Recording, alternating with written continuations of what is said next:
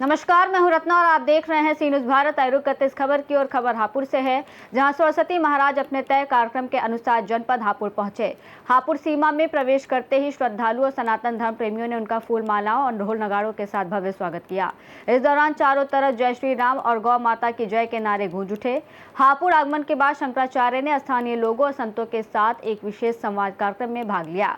स्वामी अविमुक्तेश्वरानंद ने उपस्थित जनसमूह को संबोधित करते हुए कहा कि गौ माता को राष्ट्र माता का दर्जा दिलाना और उनकी पूर्ण सुरक्षा सुनिश्चित करना हर सनातनी का परम कर्तव्य है। उन्होंने लोगों से अपील की कि वो गौरक्षा के आंदोलन को और मजबूत करें। संवाद के दौरान शंकराचार्य का रुख राजनीतिक रूप से काफी आक्रामक नजर आया।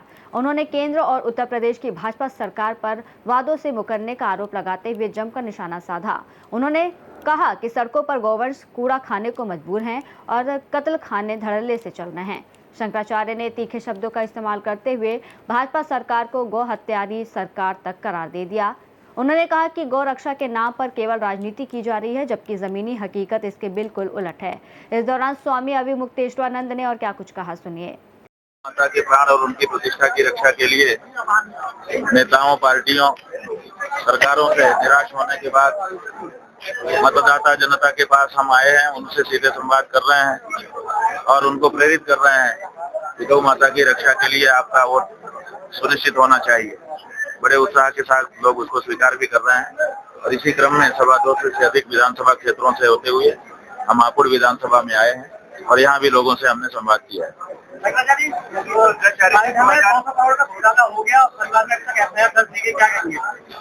अब देख लीजिए, ऐसा होता है कि जब अपना ही आदमी चोर होता है तो स्वाभाविक है कि FIR वगैरह करने में विलम्ब हो जाता है।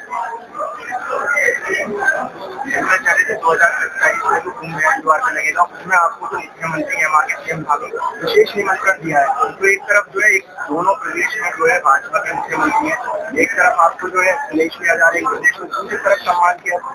इस तरह से ऐसा है कि दो तरह के जैसे हिंदू हो गए हैं, एक नकली और एक असली, ऐसे भाजपा में भी दो तरह के नेता हो गए हैं। एक पुराने असली नेता जो हिंदू धर्म की रक्षा के लिए भाजपा में शामिल हुए थे, और एक नकली हैं जो सत्ता के लिए आ गए थे और हिंदू हिंदू अपने आप को कह रहे थे, अंदर से कोई हिंदू भावना नहीं। वो उत्तराखंड में और उत्तर प्रदेश में अड़ोस पड़ोस में ही साफ साफ दिखाई दे रही है। एक तरफ आपको 2017 में जो है गंगा और सनातन धर्म की रक्षा के लिए जो भाजपा सरकार आई थी, उसमें आपका क्या कहना? ऐसा आई थी तो उसको करना चाहिए था। जब वो ये सरकार आई थी और जब नहीं आई थी तभी से जैसे ही इसने कहा था कि हमारा ये सब मुद्दा होगा, हम लोगों को बहुत अपील किया था इनका मुद्दा। हम लोगों ने कहा बहुत अच्छा है, इनको भरपूर समर्थन दिया गया। ये सत्ता में आए, फिर इन्होंने ये जो कहा था वो नहीं किया। फिर हम लोगों ने कहा भाई आप लोगों ने नहीं किया, कहा कि एक बार तो हमको जमने में लग गया सरकार में, हम नए नए आए थे, सरकार में जमे नहीं थे, हमको दूसरा मौका दीजिए। तो हम लोगों ने दूसरा भी दे दिया, कभी कुछ नहीं कहा, कि ठीक है दूसरा ले लीजिए, करिए। फिर इन्होंने दूसरे में भी नहीं किया, तब हम लोगों ने कहा भाई अब आपसे निराशा हो गई है, अब आप ठीक नहीं। तब जाकर के अमित शाह ने वक्तव्य दिया कि तीसरी बार बना दीजिए, हम गौ हत्यारों को उल्टा लटका के सीधा कर देंगे। अब तीसरी बार भी अनमने मन से ही सही बनाया। अब बनाने के बाद आप देखिए लगभग आधा कार्यकाल पूरा हो गया, तीसरे का भी कितने गौ हत्यारों को इन्होंने उल्टा लटकाया और कितने सीधे हो गए। इसका मतलब है कि ये कहते कुछ और है, करते कुछ और है। 3 मौका देने के बाद चौथा मौका कहीं होता नहीं है, सब जगह पे 1 2 3 इतना ही होता है। तो 3 मौका इनको दे दिया गया, इन्होंने हमारी गौ माता की रक्षा तक नहीं की, तो इससे आगे इनसे अब क्या आशा हो सकती है। इसलिए अब इनसे हिंदू लोग छिटक रहे हैं, अब वो इनको नकली हिंदुओं के झांसे में आने वाले नहीं। अब इन्होंने गौ माता की रक्षा करना तो दूर, अब तो कानून कर रहे हैं कि 14 साल के बाद खा लो। अब तो इनका मुख्यमंत्री कह रहा है कि घर में खा लो, हमें कोई दिक्कत नहीं है। अब तो इनके भाजपा अध्यक्ष कह रहे हैं कि गाय खाना हमारी संस्कृति है, हम कमी नहीं होने देंगे, आदि आदि आदि। तो अब तो ये खुल करके इन्होंने कश्मीर में जो कानून पहले से गौ माता की रक्षा के लिए बना था उसको हटवा करके वहाँ के लोगों को गौ माता की हत्या की छूट दे दी। अब तो ये लोग सीधे गौ हत्यारे हो गए। अब इनको कैसे कोई गौ भक्त वोट दे सकता है? जो गौ भक्त अब इनको वोट देगा उसको गौ हत्या का पाप निश्चित रूप से लगेगा। हमारे वर्तमान में जो आपकी जो मुहिम है न्याय और दंगा को लेकर जो है उसमें जो है आरोप लग रहा है कि आप समाजवादी की कांग्रेस की। और क्या आरोप लगा सकते हैं इससे? इसके अलावा उनके पास कहने के लिए क्या है बताइए? हम कहते हैं कि अभी भी 8 महीने का समय है, तुम अपने में सुधार कर लो। हम खुलेआम कह देंगे कि और किसी पार्टी को ना दिया जाए, लेकिन आप कहेंगे कि हम तो जो कर रहे हैं वही करेंगे, आप हमारे पिछलग्गू बने रहिए, तो आप हमारी धर्म की हानि करें और हम फिर आपके पीछे लगे रहें, ये कैसे हो सकता है? और हर पार्टी में हिंदू है, और ये रजिस्ट्रेशन हो गया कि जो भाजपा में है वही हिंदू है, बाकी कोई हिंदू नहीं है। अरे सपा है, कांग्रेस है, आम आदमी पार्टी है, किसानों की पार्टियां हैं, दूसरी पार्टियां हैं, सब में तो हिंदू है। और अगर गाय के लिए उसके मन में भावना है तो आगे आ रहा है। हम ये पूछ रहे हैं, सवाल ये है ही नहीं है कि अमुक अमुक पार्टी के लोग आपके सभा में क्यों आ रहे हैं। सवाल ये है कि सबसे बड़ा अपने आप को गौ भक्त कहने वाली पार्टी भाजपा के लोग क्यों गाय की मुहिम में सामने नहीं आ रहे? सब जवाब दें। बनाई जाती है डबल इंजन की सरकार जो है दुर्गुण है, गुण नहीं है। डबल इंजन की सरकार का मतलब एक इंजन जो है कमजोर है, तभी ना तो डबल इंजन से जो रेलगाड़ी कमजोर इंजन वाली होती है उसमें डबल इंजन लगाया जाता है। तो इसका मतलब कि केंद्र की सरकार कमजोर है, तब इनको राज्य से डबल इंजन चाहिए होता है। एक बात, एक तो ये कमजोरी का लक्षण है, ये गुण नहीं है और अवगुण है। दूसरे, डबल इंजन वहां बनाया जाता है जहां चोरी करनी हो, कि भाई हमारा आदमी बैठ जाएगा हर जगह पे तो हम जो चाहेंगे कर लेंगे, कोई पूछने वाला नहीं रहेगा। इसलिए डबल इंजन सरकार बहुत बड़ा चला हुआ है, इसको गुण मत समझिए, ये अवगुण है। ऐसी सरकारें बनाइए जहाँ दो तरह की सरकारें हो, ताकि कोई चोरी न कर पाए, एक दूसरे की चोरी कम से कम उजागर करें लोग।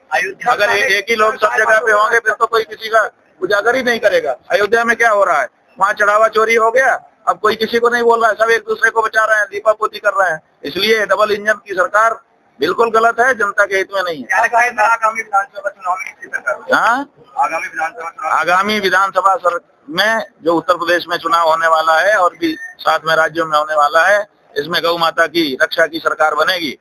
जो गौ माता की रक्षा के लिए आएगा हिंदू उसी को वोट देने वाला है, तय है।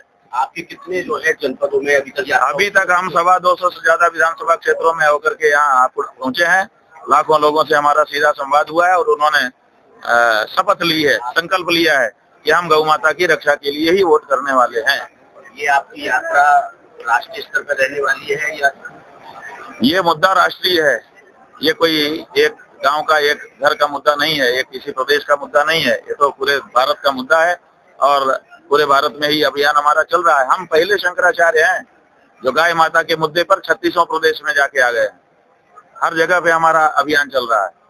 आप ऐसा मत समझिए कि हम केवल एक ही जगह पे काम कर रहे हैं। प्रदेश के मुखिया एक संत मुख्यमंत्री अपने को बताते हैं। भाई संत है तो संत जैसा उनका, संत जो है वो पशु कटवा करके मांस का व्यापार करता है। उत्तर प्रदेश का मुख्यमंत्री इस समय भारत देश का सबसे बड़ा मांस विक्रेता है। क्या कोई संत मांस विक्रेता हो सकता है? संत कह करके संतों का अपमान मत करो। आदित्यनाथ संत नहीं है, वो मुख्यमंत्री है, राजनेता है। अगर संत कहोगे इसका मतलब सब संतों का अपमान हो जाएगा। कोई भी संत मांस विक्रेता नहीं हो सकता। और आदित्यनाथ इस समय उत्तर प्रदेश के मुख्यमंत्री के रूप में भारत के सबसे बड़े मांस विक्रेता हैं। 50% शेयर उनका है मांस के निर्यात में। इसलिए मांस विक्रेता ना तो योगी हो सकता, ना तो सन्यासी हो सकता और ना तो संत हो सकता। संत अहिंसक होता है, हिंसक नहीं होता है, तो मांस का व्यापार नहीं करता है। इसलिए खबरदार जो संतों का आपने अपमान किया उनको संत कह करके। अगर उनको संत कहोगे तो जो अहिंसक बेचारा बैठा है, जो चींटी को भी नहीं मारना चाहता, उसको क्या कहोगे? आपके पास शब्द क्या है उनके लिए? इसलिए जो शब्द जिस अर्थ में परंपरा से कहे गए हैं उन्हीं अर्थों में उनका प्रयोग करिए। ऐसे ढोंगी पाखंडी के लिए मत करिए।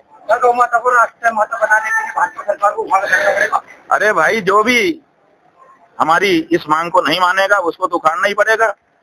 भाजपा मान ले, हम कहाँ मना कर रहे हैं, लेकिन नहीं मानेगी उसके बाद उसको सुनने की हमारी कोई मजबूरी नहीं। एक शारदा पीठ के हैं, देखिए शंकरा पीठ की जो परंपरा है उसमें कहीं ना कहीं आप मानते हैं कि आरएसएस या भाजपा का भी कोई पूरा हस्तक्षेप है। वो चाहते हैं कि ये जो परंपरागत धर्माचार्यों की पीठ है वो समाप्त हो जाए और इनके जी हजूर शंकराचार्य खड़े हो जाएं। जो कहें उसी को कहें। बहुत अच्छा, बहुत अच्छा। तो ये तो भगवान शंकराचार्य के संकल्प से बनी पीठ है, सनातन धर्म की रक्षा के लिए बनी पीठ है। इसलिए सनातन धर्म का जो सही सिद्धांत है वही जनता के सामने इन पीठों पर बैठे आचार्य कह सकेंगे। वो कभी भी गलत मामले में किसी का समर्थन नहीं करेंगे। हापुड़ से सीनियर संवाददाता सचिन सागर की रिपोर्ट। शंकराचार्य स्वामी अविमुक्तेश्वरानंद के बयान से उत्तर प्रदेश की सियासत में हलचल होने की संभावना है। अब देखना होगा कि स्वामी अविमुक्तेश्वरानंद की गौ संरक्षण की मांग को लेकर राज्य सरकार की तरफ से क्या कदम उठाए जाते हैं। फिलहाल इस रिपोर्ट में इतना ही। देश और दुनिया की तमाम बड़ी खबरों के लिए देखते रहिए सी न्यूज़ भारत।